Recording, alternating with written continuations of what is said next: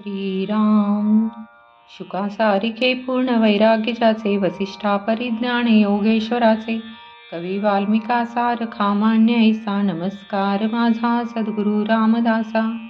जय जय रघुवीर समर्थ. सार्थ श्री दासबोध दशक 10वा समास 3. देह आशंका शोधन. या समासामध्ये विश्व कशा क्रमाने निर्माण झाले हे प्रथम समर्थांनी सांगितले आहे. नंतर वायू, अग्नी, आप व पृथ्वी या 4 भूतांची 2-2 रूपे सांगितली. आपल्या देहामध्ये जसे अंतःकरण वास करते तसे विश्वामध्ये अंतःकरण वास करते. ते जाणीव रूप आहे, शक्ती रूप आहे. सचेतनामध्ये अंतःकरण प्रगटपणे आढळते तर अचेतनामध्ये तसे आढळत नाही. तेथे ते गुप्त व सुप्त असते. माणसामधील अंतःकरण जाणीव रूप आहे. ती जाणीव मीपणाने वावरते. मीपणा वासनामय असतो.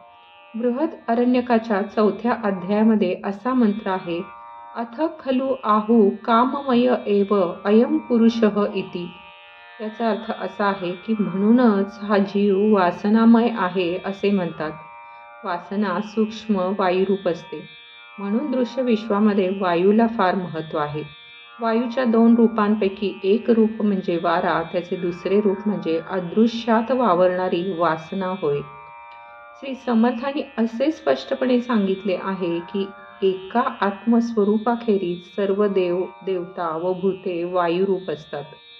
शतपथ ब्राह्मणांमध्ये असा मंत्र आहे, सर्वेषामो हैष देवानाम आत्मा यद वायुः. याचा अर्थ असा आहे की वायू हा सर्व देवांचा आत्मा आहे. त्याच्या ठिकाणी जाणीव असते व वासना पण असते. त्यांचे रूप सूक्ष्म असल्याने ते वाटेल तिकडे भ्रमण करू शकतात.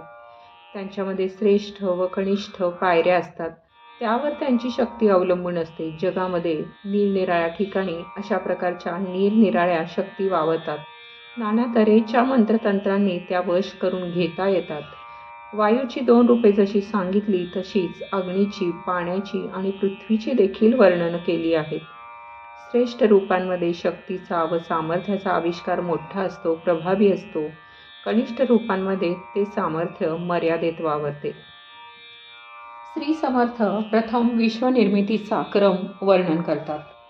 आकाशाला मर्यादा असते, ते वेगळेपणाने भासते. मर्यादा व वेगळेपणाचा भास काढून टाकला की तेच आकाश ब्रह्मस्वरूप बनते. अशा अमर्याद आणि भासरहित ब्रह्मामध्ये मूळ माया जन्म पावली. वायू स्वरूप असणे हे मूळ मायेचे लक्षण होय. 5 भूते आणि 3 गुण वायूमध्ये अंतर्भूत असतात.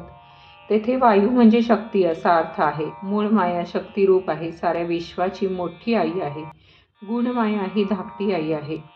आकाशातून वायू निर्माण झाला त्यास वायुदेव म्हणतात. वायूपासून अग्नी निर्माण झाला त्यास अग्निदेव म्हणतात. अग्नीपासून आप निर्माण झाले ते नारायणाचे स्वरूप आहे. आपापासून पृथ्वी निर्माण झाली, तिचे रूप बीजाकार आहे. बीजामध्ये ज्याप्रमाणे सबंध वृक्ष गुप्तपणे सामावलेला असतो त्याचप्रमाणे पृथ्वीमध्ये शक्ती गुप्तपणे वास करते. ज्या जडद्रव्याची पृथ्वी बनलेली आहे ते मूळ शक्ती रूपच आहे. पृथ्वीच्या पोटात पुष्कळ पाषाण आहेत. त्यापैकी काही पाषाणांमध्ये देवांचे लक्षण मानतात. अशा पाषाणांमध्ये देव वास्तव्य करतो याची प्रचिती येते. पाषाणामध्ये देव असण्याचे हेच प्रमाण समजावे. अनेक वृक्षांमध्ये आणि मातीच्या मूर्तीमध्ये देव आहे असा रोकडा अनुभव जगातील पुष्कळ लोकांना येतो. या सर्व देवांना एका वायूचा आश्रय असतो. हे सर्व देव शक्तीची विविध रूपे आहेत. देव, यक्षिणी, कात्यायनी, चामुंडा, जाखिनी, मानविनी वगैरे अनेक प्रकारच्या शक्ती निरनिराळ्या देशांमध्ये निरनिराळ्या स्थानी आढळतात. पुलिंगी नाव असणारे कितीतरी देव आहेत. त्याचप्रमाणे दैवते, भूते अशी नपुंसक नावे असणारे देव आहेत. जगामध्ये देव, देवता, दैवते आणि भूते खरोखरच असंख्य आहेत. पण ही सगळी वायू स्वरूप आहेत. ही सगळी शक्तीची रूपे आहेत. या सर्व देवता नेहमी वायुरूपाने राहतात. प्रसंग येईल त्याप्रमाणे त्या अनेक प्रकारचे देह धारण करतात. गुप्त असलेले प्रकट व्हायचे आणि प्रकट असलेले गुप्त व्हायचे अशा रीतीने सगळ्या देवता वागतात. या देवदेवता वायुरूपाने सगळीकडे संचार करतात, फिरतात. वायूमध्ये जगत ज्योती आहे, ती जाणीव रूप आहे. ही जी जाणीव आहे तिच्यामध्ये वासनेमुळे नाना प्रकारचे भेद निर्माण होतात. वासनेमुळे जाणीव कलेमध्ये निर्माण होणारे जे भेद तेच या वायुरूप देवदेवतांचे मूळ आहे. वासना शुभ असेल तर देवता श्रेष्ठ आणि वासना अशुभ असेल तर देवता कनिष्ठ असते. भूताखेतांची वासना तर अगदीच हीन दर्जाची असते. यानंतर 4 भूतांचे विविध प्रकार सांगतात. आकाशापासून वायू निर्माण झाला तेव्हा त्याचे 2 विभाग झाले. श्रोत्यांनी याचा लक्षपूर्वक विचार करावा. आपण ज्याला वारा म्हणतो तो वायूचा एक प्रकार आहे. तो प्रकार सर्वांना माहीत आहेच. ज्यास जगज्योती म्हणतात तो दुसरा प्रकार होय. साऱ्या देवदेवता म्हणजे जगज्योतीच्या अनंत मूर्ती आहेत. जगज्योती म्हणजे जाणीवेचे पूर्ण रूप. ते शक्तिमय असते.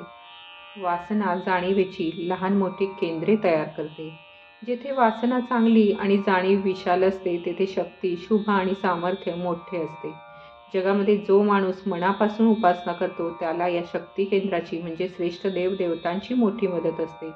त्या देवदेवता उपासकाला अनेक अडचणींमधून सुरक्षितपणे पार पाडतात. त्याला सांभाळून नेण्यास त्या नेहमी तत्पर आणि जागृत राहतात. ज्या मंदिरामध्ये उत्तम व निष्काम उपासना चालते तेथे अनेक शुभ व श्रेष्ठ देवदेवतांचा वास असतो. हाच नियम थोर सत्पुरुषांच्या समाधीस्थानांना लागू पडतो. जो तामसी उपासना करतो किंवा ज्या ठिकाणी तामसी मंत्र व तंत्र यांचा पाठ चालतो तेथे कनिष्ठ देवता आणि हीन शक्ती वास करतात. त्यांच्या मदतीने तात्पुरती वासना तृप्ती घडून येते हे खरे, परंतु त्या उपासनेचा शेवट चांगला घडून येत नाही. माणसाची बुद्धी भ्रष्ट होते. वायूचे विकार पुष्कळ आढळले तरी त्याचे मुख्य प्रकार 2च आहेत. यानंतर तेजाचे प्रकार ऐकावे. वायूपासून तेज निर्माण झाले. उष्ण व थंड अशा 2 प्रकारांनी ते अनुभवास येते. तेजाचे हे 2 प्रकार आता ऐकावे. प्रकाशरूप आणि अत्यंत तेजोमय असा सूर्य उष्णापासून झाला. त्याचप्रमाणे सर्व भक्षक अग्नी आणि वीज दोन्ही उष्णापासूनच निर्माण झाली.